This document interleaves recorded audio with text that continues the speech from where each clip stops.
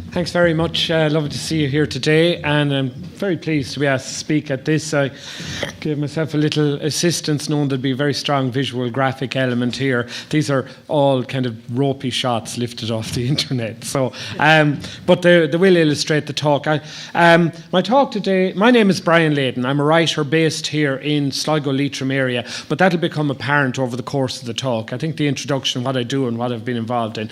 But today I thought the purpose would be to broaden it out. Now, it's called A Dance Between Airiness and the Solid World, and I'm going to do the entire presentation through the medium of dance. No, I'm not. But actually, there is a platform for dance in that title, I think, somewhere, for contemporary dance. But it will take the 20 minutes. I'll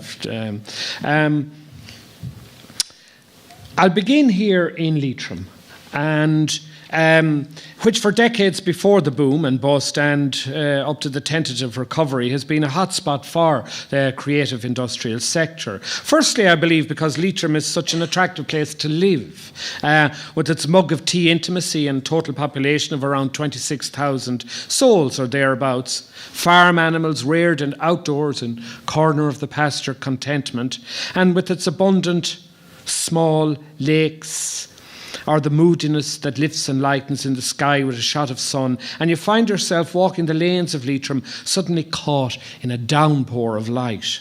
The visitor's first encounter with Leitrim is often via the N4. It's the main Dublin-Sligo road, where the Shannon River and Leitrim meet at Rooski. And here you'll notice the river traffic, the cabin cruisers, the pleasure craft, the riverfront commerce. And further on up the road is the eye-catching stag and hen parties here in that pile off the train every weekend into Carrick-on-Shannon, which are both a blessing and a curse. But the dock here and the Leitrim Design Centre tend to balance the equation, and overall the town has one foot in Leitrim and one in Roscommon, and it has a kind of an upbeat continental feel. A history, though, of dire economic and social circumstances has, of course, been the great preserver of this region's unspoilt beauty, and its small population has lately made it vulnerable to encroachment by shale gas fracking interests who consider Leitrim a wilderness ripe for plunder. The truly valuable asset, of course, is clean water, and by rights, the Dalby hillsides of Leitrim ought to be reimagined as its vineyards, with the county itself brand protected as the Champagne region of clear natural spring water. Leitrim is lucky in that it has, over the past decades, proved itself to be a dedicated place to explore alternative ways of living, nurturing, I think, a lot of difference and ethnicity and a fertile cultural cross-pollination between established music and drama scenes from Bee's Knees Theatre Company here in Carrick and Carrigallen's Cornmill Theatre, the Glens in Manorhamilton, Amdram in Kilty Clogher, a sculpture centre, an organic centre, a health farm, craft workers, artisan food, filmmakers, sustainable living endeavours, and all kinds of other enterprises afoot down Leitrim's lesser known leafy green byways. Proofs of the Leitrim-based writer, perhaps John McGahern's notion that he said the universal is the local, but with the walls taken away, which is, I think, what's happening here today, reiterating another creative faith shared with Donegal playwright Brian Friel in locating the big issues of history, myth and language within the lives of small communities and within the minds of ordinary people. Now, less well known than either John McGahern or Brian Friel is the newspaper man and poet M.J. McManus there at the bottom. I first heard of the poems of M.J. McManus through Liam McMahon, our headmaster in Strabaggan National School. Out of the blue one morning, he began a poem from Connacht songs called The Country Funeral. From Arigna they come, Irish miles a full score, from Croghan and Mohill, from Ballinamore. Now, I'd never heard anything like it. Arigna, the very place where I was born and lived, actually mentioned in a poem. Croghan and Mohill and Ballinamore, these local place names jumped like sparks of electricity from the page into my brain, bridging the gap between this thing called arts and poetry, the stuff we had to learn in school, and places known and familiar to me. His poem on the death of the composer O'Carlin continues, a gathering of sidecars black in the street. Slowly they move through the mist and the sleet. Slowly they go from the heel of the town over the bridge through a bogland of brown. From the heel of the town. I thought we were the only people in the country who used that expression, and that we were the only ones who asked for the heel of loaf bread, or after the Christmas mentioned that there might be a heel left in the bottle of whiskey. The only other lines that had ever reached into that inarticulate store of what I'd seen and felt and absorbed so far as a child, but had no idea how to express, were from a poem by William Allingham. Up the airy mountain and down the rushy glen, we daren't go hunting for fear of little men. These lines caught the atmosphere of adventure and otherworldliness I often felt when I went off on my own roaming the countryside, exploring.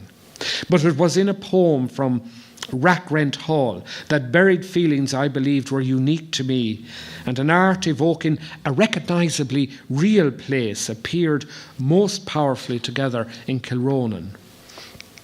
Cold in the moon's eye, Kilronan Abbey stands, roofless, windowless, soon a heap of stones, and there with the men of MacDermott Row, deep in the yellow clay, lie O'Carlin's bones. Nothing I'd read until then captured the mysterious hold that atmospheric ruin exercised on my imagination.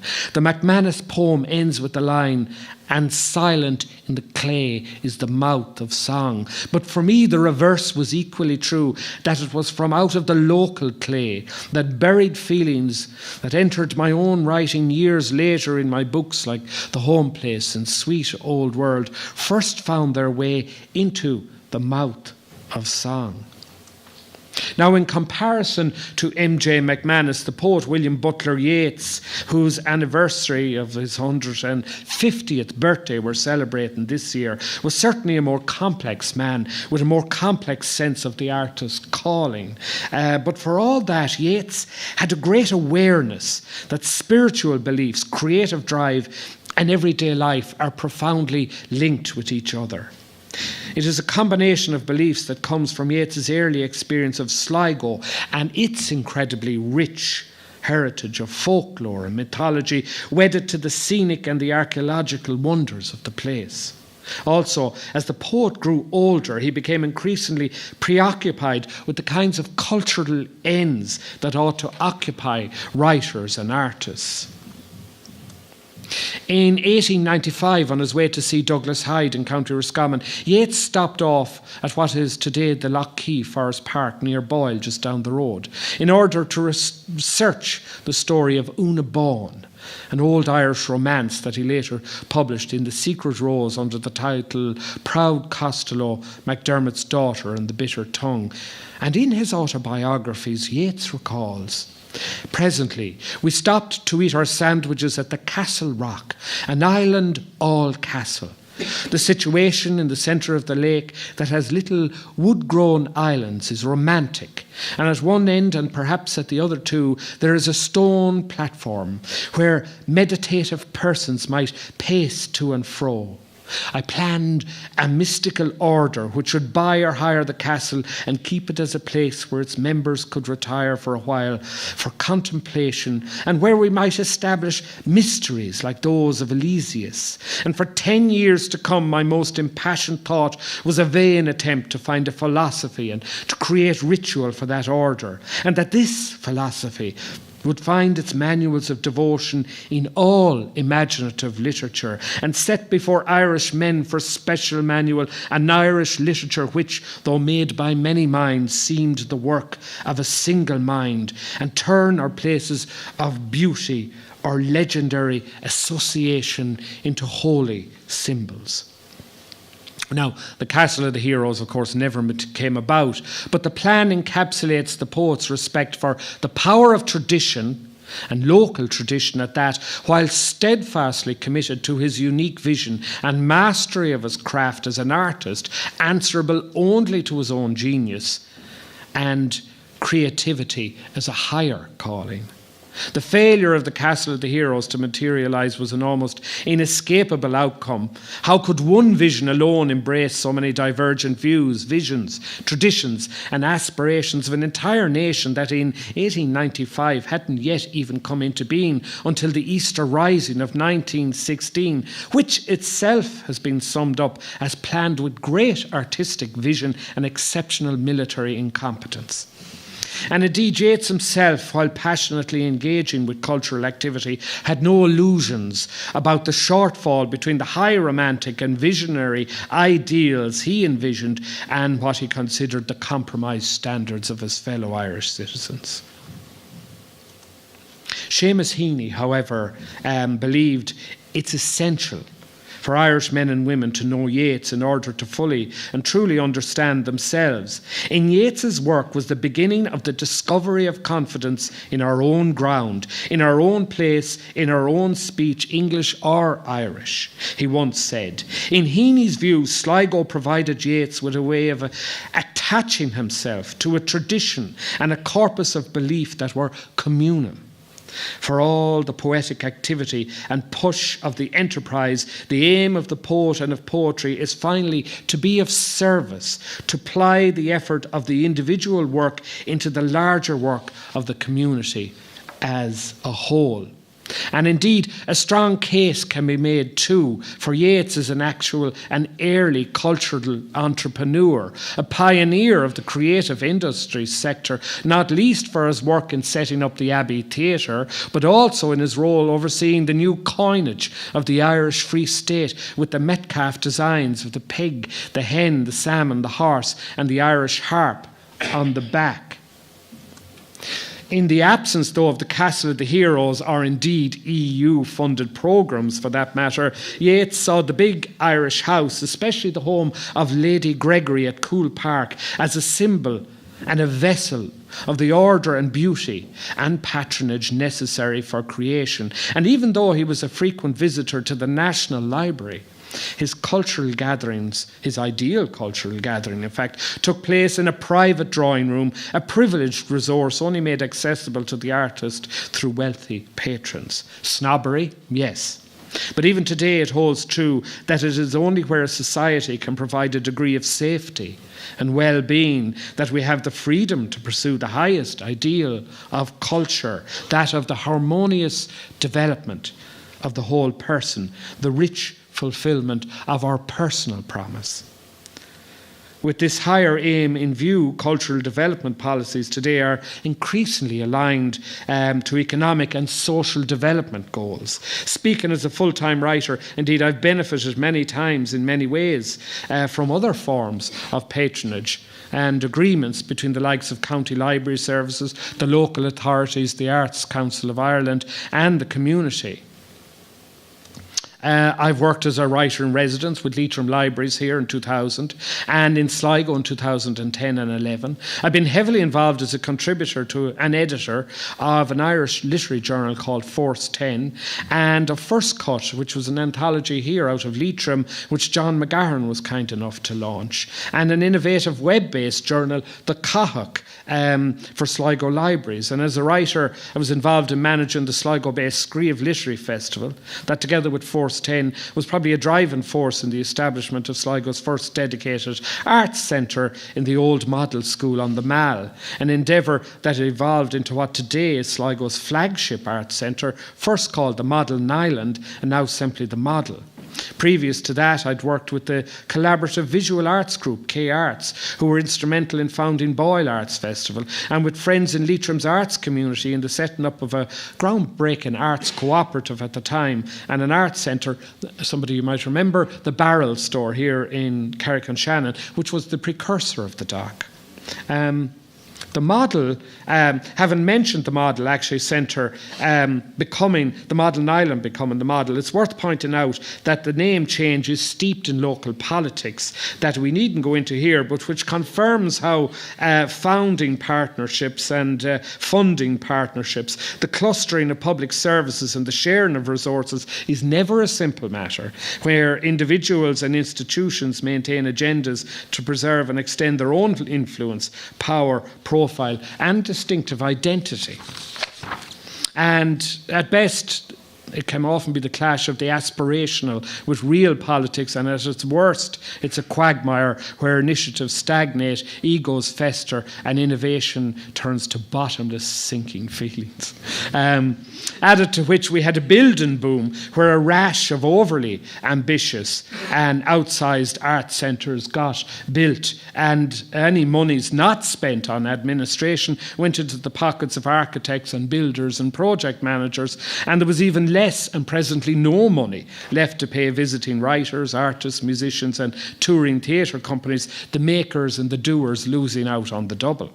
There are, to a degree, parallels with those people with disabilities actually seen protesting outside Dáil Éireann lately, because the money spent on disability services is going into a raft of larger institutions and organisations and not actually providing supports directly to those individuals who want and are entitled to live independently.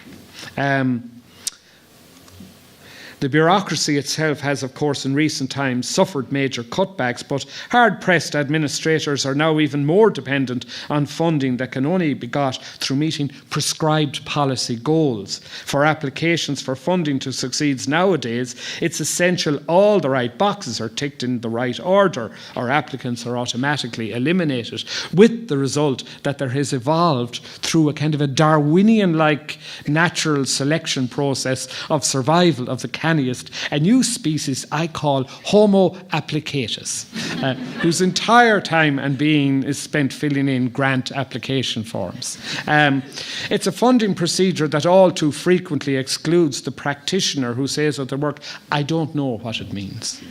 It's a process that ignores one of the primary definitions of art as being non-utilitarian, or that which has no purpose other than to be itself. For as the art critic Aidan Dunn has pointed out, art which stems from ticking boxes is generally less good, which is to say more self-congratulatory, less rigorous, more self-righteous and less efficient than art whose first task is to try to look good. This is not to say distraction, this is not to say that I should say that distinction and attainment ignores protocols. Great art educates and delights. But as with the tireless socially driven agenda of theatrical work by our own Donald Kelly, who lives here in Leitrim, for example, there has to be a recognition too for art which supports the capacity for discrimination and resistance, for art which challenges and disconcerts. Support for the creative industry sector brings with it a hint of the Andrew Carnegie Public Libraries, a marvellous cultural endowment in its day that coincided with the rise of women's and working men's clubs in the post-Civil War period, whose ethos was the Victorian ideal of the perfectibility of the self through hard work, clean living and a brisk charitable push in the right direction to help start self-propelled education and success in the world. So while commendable and often effective, it is an extremely conservative attitude, and it's still to a large degree behind the notion that access and participation in the arts helps in the elimination of educational and economic disadvantage. It's a position understandably supported by the powers that be, for as the critic Dennis Donoghue points out, culture is the domain of reconciliation, as is the state. But there are times when policymakers and funding agencies have to set aside notional programme goals to accommodate those practitioners who believe themselves to be answerable only to their own understanding of quality, integrity and value in what they produce. Put more trenchantly, I'm saying that social, economic and cultural development criteria are not finally the arbiters of good art or an authentic creative industry sector. It's a point made with characteristic eloquence by Seamus Heaney, who says in The Government of the Tongue, speaking now in the context of poetry, the fact is that poetry is its own reality.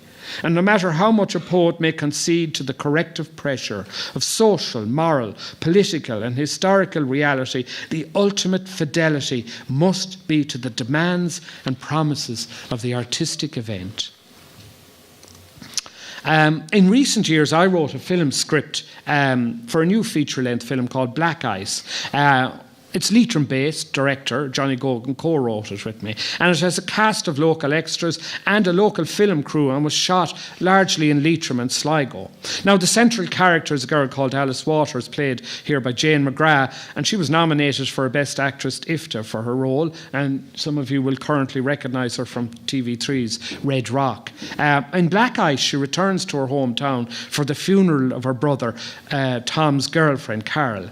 2 years earlier, Tom was involved in a late-night car crash that left him dead and his girlfriend in a coma. And over the course of the funeral, an estranged and grief-haunted older Alice relives the part played by her young self and her boyfriend and their involvement in the crash. Black Ice, as the title suggests, is a kind of film noir with a gritty realist style, a doomed central love affair, and cars essential to film noir. Yet the script started from Johnny Gogan just having an idea, or more accurately, a feeling he wanted to explore. He'd skidded on Black Ice driving home one night, and the loss of control and the sense of having no choice but to ride out the slide and hope to come out at the other end in one piece stayed with him. So in Black Ice, the characters and their world slide increasingly out of control, as did Ireland at the time in which the story is set, at the time of the property bubble burst. It was a counterintuitive decision to have a teenage female as the central character in a world of young male racers, and often what the characters want and feel goes unspoken in the story, and several key moments hinge on deep feelings expressed only maybe hesitantly or impulsive bouts of self-destructive behaviour. But it all started from a very intangible feeling of slide. And it's not unrelated to Hans Christian Andersen's dark fairy tale about the girl with the red shoes, which became the inspiration for a very different film, Moira Shearer's. But in Antoinette Quinn's biography of the poet Patrick Kavanagh, she singles out a film review he wrote for The Standard in the 1940s, where Kavanagh saw the red shoes as an allegory for the involuntary and obsessive nature of the artistic vocation, when he says, "The question is, what do you want from life? Are you willing to sacrifice all the pleasures of this world on the altar of art?" Hans Andersen's red shoes were magic shoes.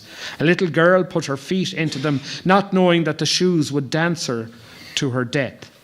That often happens to men who casually offer themselves to the religious or the poetic life. There is no stopping. Relentlessly, they are danced to their destiny. Essentially, he's saying that there are times when committing to the creative life without conscious bidding, you are danced to your destiny by intangible forces. And in supporting personal promise through EU-sponsored programmes, we have to take account of the troubling strangeness sometimes of the artistic event, such as the strand of gruesomeness within the story of the red shoes. At the same time, speaking as a writer who keeps a watch and brief on the way the publishing industry is going, I still very much welcome new ways of doing things and new partnerships and directives, in particular through digital media. There's been the decimalisation and, I should say, decimation also of what used to be called the mid-list in the world of book publishing. So the situation of a kind of a grizzled long-haul job and writer like me is precarious. Thankfully, though, writers, like the musicians before them, they're gaining an unprecedented control over their creative output through digital platforms, print-on-demand ebooks, downloads, boosted by the new reality that, as you say, you can have your own advertising department too, and in the form of blogs, personal websites, Twitter accounts, and a raft of other online knowledge resources. So, while geographically peripheral, Leitrim and the border regions reflect in miniature the dilemmas and the kind of opportunities faced by the whole of Ireland, Northern Ireland, and indeed further afield in Iceland and Sweden and Finland. We have to regrow our creative economy in new and innovative ways, and yet recognise and cherish the importance of what we'd inherited: the old buildings, the townscapes, the field monuments, and a lovely, fiercely varied but fragile ecology. It will take vision, I think, and courage and imagination to create new and sustainable forms of community and culture based on such intangibles as memory, creativity and self-reliance, without, as one Leitrim old-timer put it to me, trying to go back to a way we never were.